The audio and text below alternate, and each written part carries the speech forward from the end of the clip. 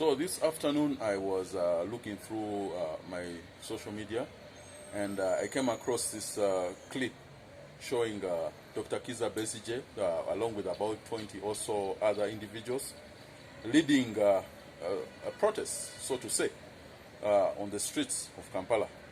I don't know the exact location of it. I don't know if it was at his party offices at Katonga or it was in another location, because in the same feed I was also seeing police had surrounded his offices. So I don't know whether he was protesting in the presence of police or it happened prior to the police arriving. I cannot tell. But for me, this sent shivers down my spine, because it is reminding us of those turbulent times when we used to see massive protests, which were, of course, being led by the doctor himself. And this led to a lot of unrest, a lot of disturbance, police brutality, even some deaths.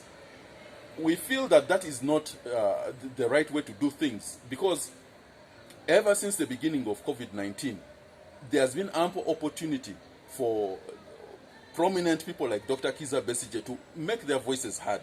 And indeed, we were reaching out to him and to all the other political leaders to come and team up with us so that we can also engage government. We could not just sit down and let government do things the way they please, because as a matter of fact, they really botched the entire operation. It was the biggest fiasco that we have ever seen. People were starving, no transport. Sick people were walking on foot for long distances. I have a colleague who came all the way from Kawempe, and he was suffering from bronchial pneumonia. Borders were not allowed to carry people. Vehicles, the taxis were banned. And this guy walked all that distance coming to Mulago Hospital. During all this time, we did not see any of this opposition, Dr. Kiiza Besigye, making his voice heard. And yet that is what we had requested for prior to the restrictions being set up. In our press release before the lockdown, among other things, we requested that government should give every adult Ugandan at least 500,000 shillings to allow them to buy food and supplies, and also to have money for rent. We also suggested that government should set up a multi-party national committee to supervise the entire COVID-19 operation. They did come through, they set up the committee, but it was only for iPod members. Some of us who were in Kosovo, which does not have any members of parliament yet, we were ignored.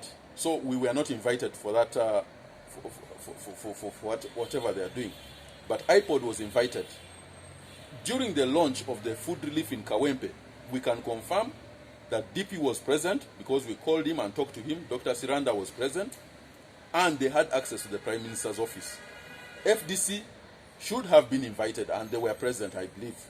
So there was ample opportunity for Dr. Kiiza Besigye through his FDC party to share with the government on the strategy that was being implemented, to analyze it, to supervise it, to evaluate it on a constant basis.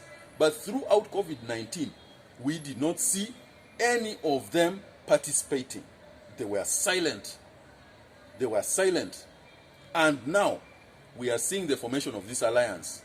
We are seeing Dr. Kiiza Besigye coming out to make an announcement and immediately launching a protest. That is not the correct language to use. Protest is always a confrontation. Confrontation between police and civilians. And it is a no contest. Police has weapons. Many civilians end up being injured, being beaten. Restrictions which are unwarranted end up being levied on people. I think it's uncalled for. We must have a sober way of negotiating issues. So therefore, the idea of leading protests every time, I think, is outdated and has expired. We must have better means of negotiating for things that we require. And we are actually saying that let us begin a new type of conversation.